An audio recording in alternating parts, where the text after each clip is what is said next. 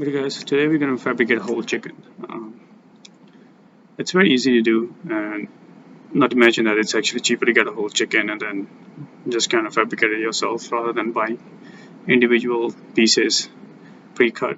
Yes, it's convenient, but when it comes to money, I prefer saving money than being convenient. So to set up a station, you need a lot of paper towels. This is just for the initial step. And then you need a fillet knife. Make sure it's really sharp. The sharper it is, the easier it will be to cut your chicken and the faster it will be. So when you sharpen your knife on a steel, make sure it's at 45 degrees angle. And then just cut it up. Make sure you cut this in a bowl. You've probably seen some blood kind of splatter around. That's what you don't want to do. You only need the paper towels in the beginning just to catch kind of any liquid or blood that spills out. Mostly the chickens are pretty clean, but sometimes they leave the giblets in there, which is really good to use in the gravy that you make. But this one didn't have any. That's what I meant. This is what you need the towels for. Just clean up. The other tip is not to use a towel under the chopping board. Preferably use something that can be put into a dishwasher and washed. The towel will actually absorb the blood and just semolina will just sit on the towel. After you have the blood drained out, pat the chicken dry. It will make it easier to cut it. It shouldn't be super dry, but it should be dry enough that your hands are not slipping off it. Now, I'm not wearing gloves. It's very hard to find gloves these days. I don't like to use latex ones or the vinyl ones. You have a lot of wastage with those, whereas natural free doesn't have any wastage. So just give your chicken a little massage before you start slicing. It doesn't really matter where you start from. Like I usually try to start from the chicken thighs, but then I was like, you know what, let's give it a try with the wing first. So cut the chicken is very simple. You just have to let the joints kind of come off the chicken and just use your knife to slice through them straight through. So what I basically did was take the skin off a little bit, just crack the joint open. The joint is more like a shoulder basically, where you have a cup and a ball, and you just kind of crack it and it comes out like that, and you just put your knife there and just slice it through. It's very simple. I mean, the other advantage of using the whole chicken is that you can make your stock.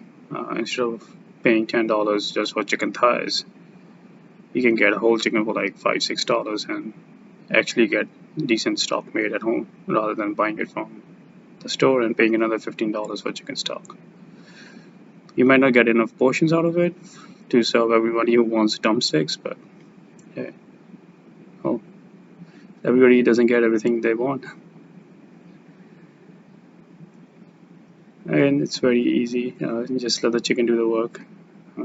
It's just taking me longer here to show you how to do it because I have to show you how to do it. But if it was just me doing it for the kitchen, it would be actually a lot faster.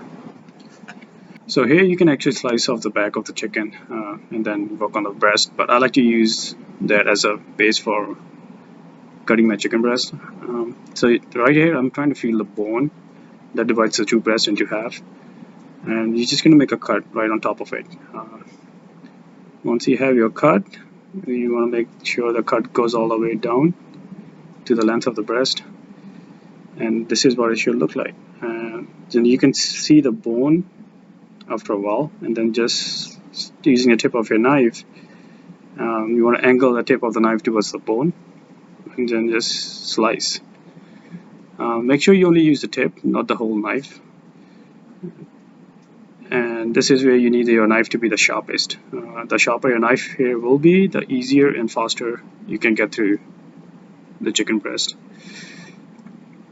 So this way you can get the whole chicken breast with the tenders off.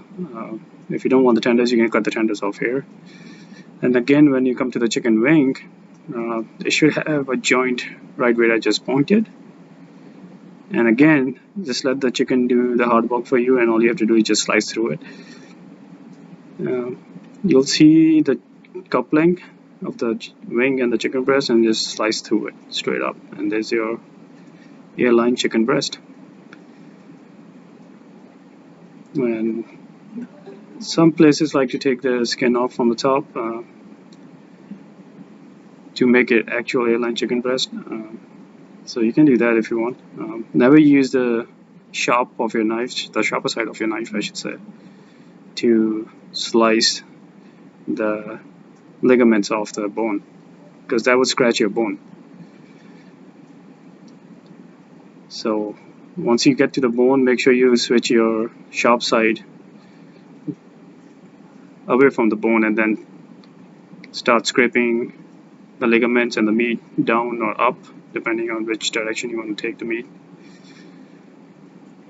And if you see any ligaments that's not going away, use the sharper side of your knife to just kind of cut through them. This is probably the most time-consuming thing about fabricating a chicken. So this is how it will look at the end. You can see the tendons when coming off, so just use the sharpness of the knife to cut it through. So once you get there, you can either leave your meat tied with a butcher's knot up there, or you can just take it off completely. So I decided to take it off. You can actually get these little chef hats caps for the bones, where after you cook the chicken you want to cover them up with a chef hat's bone. You can even use a foil to cover them up while you cook. And then there's your airline breast. This was a very small chicken. I would say this is probably what, 5 to 6 ounces in weight. Normally you would like to serve anywhere for a single plate. 8 ounces is probably the minimum you want to serve. And then if it's a lunch plate, then this probably would be a very good size for a lunch plate. Again, pat it dry, salt, pepper.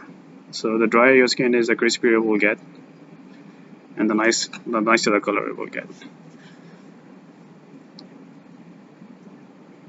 And then I'm just trying to take off the chicken tender. So once you have the chicken tender off, you can reattach it to the chicken if you cook it right sitting on top of it, but you have to make sure the tendons are lining up, the ligaments are lining up.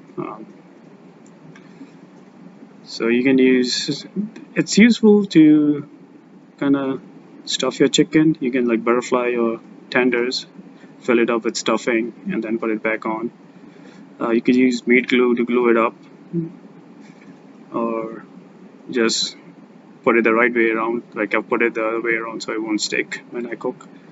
But if you put it the right way, it will actually stick back to the chicken breast, and it actually tastes very well that way once you have it stuffed with the tendons. So this is what I meant, like you could just slice straight through here down and get rid of that backbone of the chicken, but I don't like to do that. It actually helps you slice through the chicken breast faster, or at least it helps me slice through the chicken breast faster. Again, we're going to do the same thing we did to the right breast, to the left breast, and just go through the meat, the muscles, and slice it with the tip of the knife pointing towards the bone, I should add again. That's really important. You don't want to cut through the protein and lose weight. Again, just go down, and once you get to the wing, it will just slice through the joint.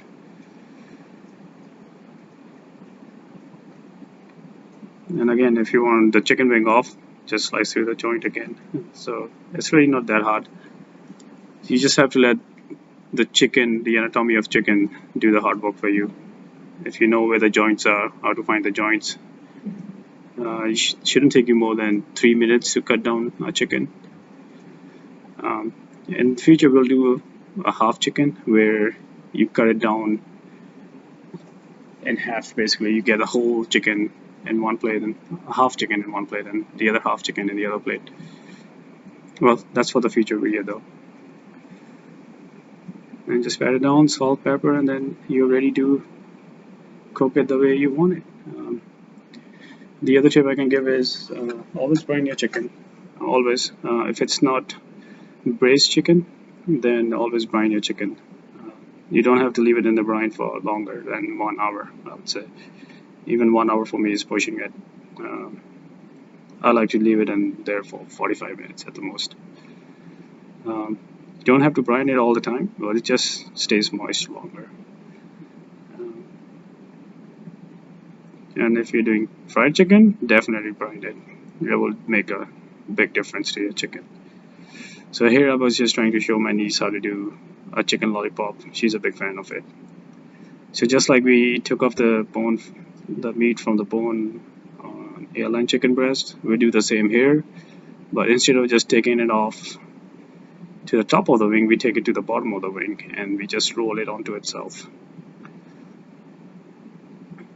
Again, using a paper towel will actually help you take off the protein faster because it's drier, it dries the liquid out and gives you a better grip basically. And let's just turn the chicken upside down onto itself and season it. Get the breadcrumbs going, get a breading station going, bread it and fry it, and there's your chicken lollipop. Make sure you brine it. Like I said, if you want to fry the chicken, definitely brine it. If you're making a curry or something, then you really don't have to brine it. And there's your chicken lollipop, and there's our complete fabricated chicken. Don't get rid of the carcass. Use that to make your chicken stock.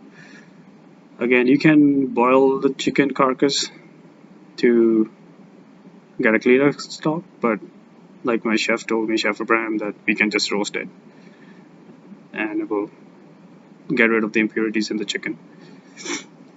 So here I forgot to show you how to get the thighs out. So again, you're just gonna cut it through the joint, and then there's a chicken thigh and a drumstick. Now I like my chicken thighs with the bone. It actually tastes much better that way. Without the bone, it's not the same. I don't know, it's a personal preference, I guess. But I'll show you in a minute how to get the bone out of the chicken thigh. So once you have the chicken thigh lined up, again, just go around the bone, taking off as little of the protein with the bone off as possible. This is probably the most time consuming thing, this and taking the bone out of the drumsticks. I didn't show that to you here because you shouldn't be taking out the bones of the drumsticks. They are not drumsticks then, at least for me. Again, it's a personal preference.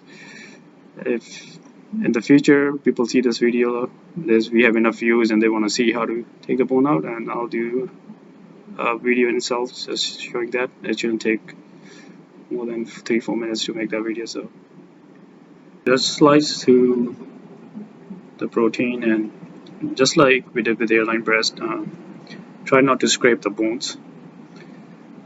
Even though we are taking this off, it's just a habit. The longer you practice it, the more habit it becomes, and then you would never just subconsciously just use the sharper side of the knife on the bone.